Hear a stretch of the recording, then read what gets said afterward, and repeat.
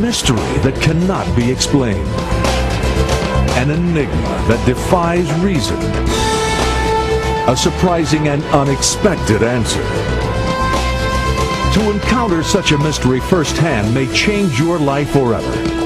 Face to face with the greatest riddles of the ages, the world's most profound mysteries reach out and touch your life in ways you never imagined possible.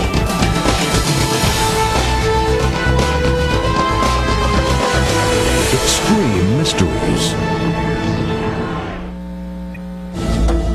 For hundreds, no thousands of years, kings and generals, historians and archaeologists, architects and mathematicians have argued over who and how the Great Pyramids were built.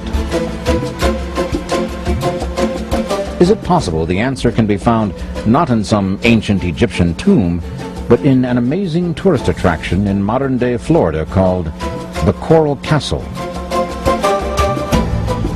Barely 5 feet tall and weighing slightly less than 100 pounds, a man by the name of Edward Leedskalnin seems to have accomplished the Herculean feat of quarrying, cutting, moving, and raising 1,100 tons of coral rock using only simple tools. Could he have done it by himself? Is it possible that one man, a small man at that, could cut, quarry, and move these massive coral stones by himself? Could it be there is some secret of levitation or anti-gravity known to ancient builders that was rediscovered by Edward Leedskalnin? How could one man cut and set this 9-ton coral gate so precisely that even today a child can move it with one finger? The answer will amaze you. Coral Castle is perhaps America's most intriguing mystery. Like the Great Pyramids of Egypt, it shouldn't be there. But there it is, welcoming visitors every day into its unusual confines and its unbelievable history. Ed Leedskalnin said he knew the secrets of how the pyramids of Egypt were built, and I believe his claim was accurate. Did Leedskalnin somehow stumble onto some mechanism known only to ancient architects and use that knowledge to float enormous coral stones into place? Leedskalnin apparently devoted his entire life to this project. Was it a labor of love? Why did he always work alone and at night? What was the great discovery he worked so hard to protect? The epicenter of Coral Castle's mystery is Ed Leedskalnin himself. Who was he? Why did he leave Latvia? And how did he finally end up so far away in Florida? And is there evidence that the story Leedskalnin told visitors about himself and the castle was less than the entire truth? Ed Leedskalnin was born in Latvia in the year of 1887. There he trained as a clerk and also as a stonemason. In 1912, at the age of 26, he was engaged to his 16-year-old girlfriend Agnes Scoff. The day before the wedding, she decided to call the wedding off, telling Ed that he was poor to marry her. Crushed by this sudden rejection, Ed left Latvia that year, and eventually he wound up in Florida.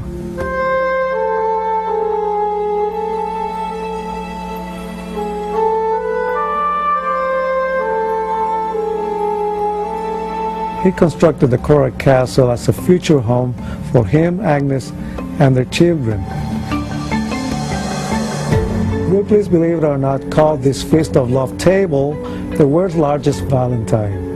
Ed called this the Grotto of the Three Bears, where the children would play, and he created this repentance corner where their naughty children could be punished. There's a letter from Andrei Stavro, who investigated Ed's life in Latvia. He tells a different story. I met his relatives, found one document and one old photograph of him. In short, Ed's descendants insist that during the 1905 and 1907 uprising, he was an armed guard against the Tsar and left Latvia because of repression of the Tsar's secret police. If Leedskalnin was keeping a low profile about his past, then can we entirely trust his explanations about how he moved and lifted coral stones weighing up to 30 tons? And why would Leedskalnin keep his actual construction methods secret? One person who knew Ed remembers asking him how he did it. Ed always seemed a little vague on just how he attacked the task of moving the huge tonnage of rock, but he told me he understood all the laws of weights and levers. To explain how he managed to move the huge stones, Ed would always tell people, I have discovered the secrets of the pyramids. I have found out how the Egyptians and the ancient builders in Peru, Yucatan, and Asia, with only primitive tools, raised and set in place blocks of stone weighing many tons. If we assume that Ed Leedskalnin and the pyramid builders were using the same tools and methods, then based on Ed's abilities, it would have only taken approximately 4,700 workers to build the Great Pyramid, instead of the 20,000 to 100,000 that is estimated. This photograph seems to show Leedskalnin using a chain hoist on a tripod structure to lift the coral blocks. Indeed, many people who knew Ed Leedskalnin believe he moved those blocks with simple, conventional tools, though no one actually saw him work. In order to prove the methods of construction that Leedskalnin used, we'd have to replicate the more difficult aspects of the work. Leedskalnin might have been able to hoist the 6-ton blocks for the wall with conventional mechanical tools, but that does not explain how he raised the 23-ton obelisk, or especially this 30-ton block in this wall, all by himself and only with a 10-ton chain hoist.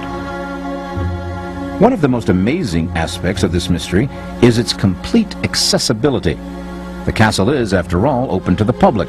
So has anyone ever tried to move any of Leedskalnin's structures with conventional tools? Or tried to figure out how many people would be needed to do the job? one of Ed's most remarkable works is the 9-ton door. It's so perfectly balanced on an all-mill shaft that incredibly it will open to the push of one finger. In order to repair the door in 1986, Coral Castle had to hire a 6-man crew with a 20-ton crane to move the door and make the needed repairs. And after the repair, the door was no longer as perfectly balanced and positioned as when Leedskalnin constructed and placed it by himself. So how did Leedskalnin do it? And just how much did Leedskalnin want the world to know? Can we discover any clues to his secret building methods in the papers and booklets he wrote? In his booklet on magnetic current, Leedskalnin said that all matter consisted of individual magnets. He believed that magnets from the middle of the Earth attracting objects containing both North and South Pole magnets cause gravity. Is it possible that Leedskalnin somehow figured out how to turn off gravity using his unconventional ideas about the nature of all matter? But isn't a world without the law of gravity really an impossibility? I was baffled about the nature of anti-gravity until a colleague asked me to describe it.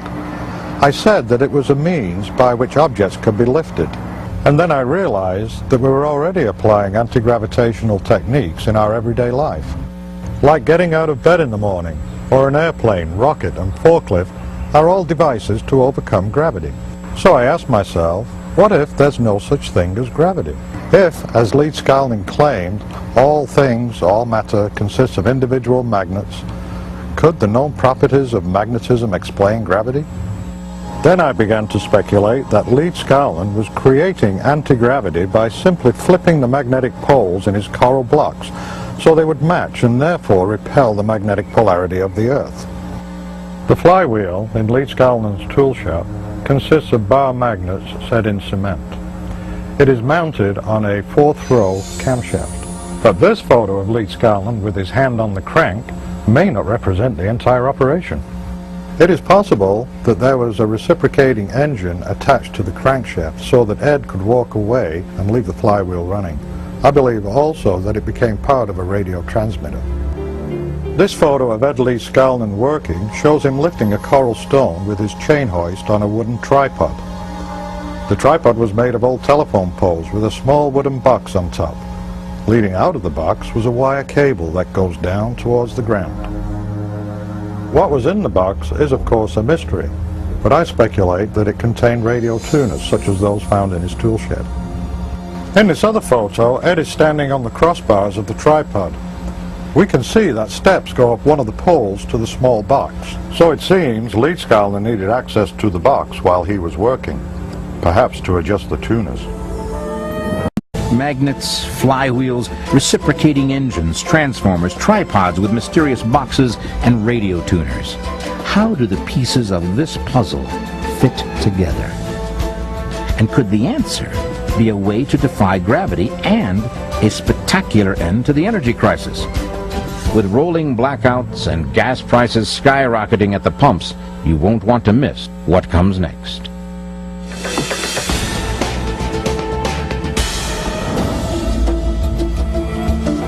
According to reports, whenever someone came up to the castle and rang the correct number of times to gain entrance, Lead Skalnin would cover up his tools before coming out to talk to the person. Why was Lead Skalnin so secretive about how he moved the huge coral stones? People also said he had a sixth sense to detect if someone was secretly watching, and he would immediately stop working and simply putter around. There is a mindset called the Italian tile layer syndrome. These renowned tilers would go all over the world laying tile for important buildings and people. No one was allowed to watch them because they were protecting their trade secrets. I believe that Lead Skalnin had this kind of mindset. Was Ed Lead Skalnin so secretive about his construction methods and about himself that he even used a hidden code in his writings? Lead Skalnin self-published this curious little book called A Book in Every Home. Following each page, he left a blank page with this explanation. Reader, if for any reason you do not like the things I say in this little book, I left just as much space as I used so you can write your own opinion opposite it and see if you can do better. It's possible that he left the empty space for the reader to decipher a code hidden in metaphors in his book. The code may ultimately reveal how he built Coral Castle. The book also talks about family life, Sweet 16, and how to raise boys and girls. One curious sentence says, "Don't raise girls too big by overfeeding them." Could raising girls be a metaphor for raising a stone? In Lee Skalnin's writings on magnetic current, he suggests a series of experiments using magnets. Perhaps these experiments are an important key to understanding how Lead Skalnin, using anti-gravity, moved coral blocks. That Ed's secrets lie hidden in code and metaphors in his writing is an intriguing possibility. But can we look anywhere else for evidence that Ed really figured out how to eliminate or minimize the effects of gravity? Did some neighbors penetrate the wall of secrecy and actually catch Ed? One legend is that there were some children spying on Ed undetected and saw him floating coral blocks in the air like hydrogen balloons. There are additional reported incidents. In 1936, Lead Skalnin decided to move his original castle in Florida City, Ed called it Rockgate, to Homestead, reportedly to escape the threat to his privacy from a subdivision to be built nearby. He dismantled the castle and moved it, stone by stone, to Homestead, where it is today. For the first and only time, Lead Skalnin sought help with the move. Ed Lead Skalnin hired a tractor to pull the chassis of an old truck that he had. He had the driver leave the empty truck and come back the following morning to haul the full load of heavy coral stone to Homestead. But once the driver came back unexpectedly after only 30 minutes. To his amazement, he found that the truck was already loaded down with several huge blocks of coral. The driver remembered, "It was impossible to have stacked those gigantic blocks in under 30 minutes, even with a steam-powered derrick. And Ed had no equipment, just a simple tackle and chain hoist. Yet there they were, piled like cordwood." When the truck moved the 23-ton obelisk, Lead Skalnin told the driver that he would have it raised in position by the following morning. And indeed, when the driver returned the following morning, the obelisk was raised. But why did Lead Skalnin undertake the daunting task of moving the entire castle 10 miles from Atlantic City to Homestead, Florida? Was there a reason besides the prospect of a housing development close to the castle? And does the actual location of the castle itself contribute to its mystery? Some researchers believe that there is an energy grid that is formed around the entire Earth, an invisible pattern of energy lines that concentrate points of electromagnetic energy where the lines intersect. Did Lead Skalnin somehow learn the secrets of this energy grid? And is Coral Castle a PowerPoint?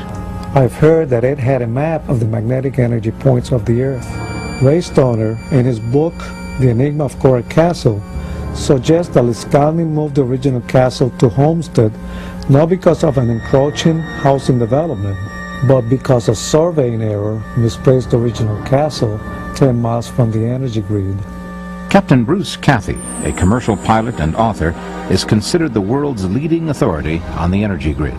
I've just recently been running the given position of Coral Castle through my computer using the computer program that we've developed, and I found that there is a definite link with gravitational forces, and also a link there with the Earth's magnetic field. So it's obvious that Ed definitely knew something about Einstein's E equals mc squared and the unified fields. He was well ahead of what everybody thought he was. He wasn't dumb. He knew something. There are other well-known anomalies and monuments on this energy grid, including Stonehenge on the Salisbury Plain in England and the pyramids and the Sphinx on the Giza Plateau. Interestingly, many questions surround the construction of these huge monuments and how they were built with the primitive technology of ancient times. Did Ed Leedskalnin really understand how to use this so-called energy grid? And is it even possible to speculate on how Leedskalnin used his unconventional view of matter and magnets to achieve anti-gravity? Here is my idea of how Leedskalnin flipped the magnets in his coral blocks and achieved anti-gravity. I believe Leedskalnin lifted a coral stone with the chain hoist, just enough to get the wire cable, coming from the small box on the tripod, wrapped around the stone center. Then he went back to the tool shed and he cranked the flywheel and kept it turning with the reciprocating engine. The flywheel transmitted a frequency to the small box on the tripod. The tuners in the box converted the frequency into electromagnetic field around the coral block, thus flipping the magnetic pole in the coral and neutralizing its weight. As yet, there is no working model based on my theory on how Leedskalnin easily moved his stones, but the day when that can be demonstrated is close. Perhaps some oddities reported about Leedskalnin do make sense. What about the neighbors who reported hearing Leedskalnin singing to the stones? The singing they heard might very well have been the sounds of frequencies coming from the flywheel and the box on top of the tripod as he moved huge blocks. There are a number of tantalizing clues. For example, here in Ed's tool shed are bottles wound with copper wire and a variety of radio tuners. What could be the significance of these objects? I believe Leedskalnin was experimenting to find the frequencies that would work to flip the magnets in the block, and perhaps each block had a different resonant frequency.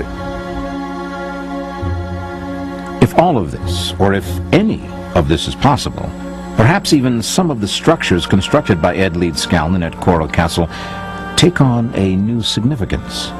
For example, isn't it going just a bit far to create a separate room for the punishment of children you don't know if you'll ever have? I discovered that Ed's repentance corner is like a dead sound chamber, where perhaps he listened to different frequencies on his radio tuners. Ed Leedskalnin's construction of Coral Castle seems to elude any explanation based on known science and conventional tools.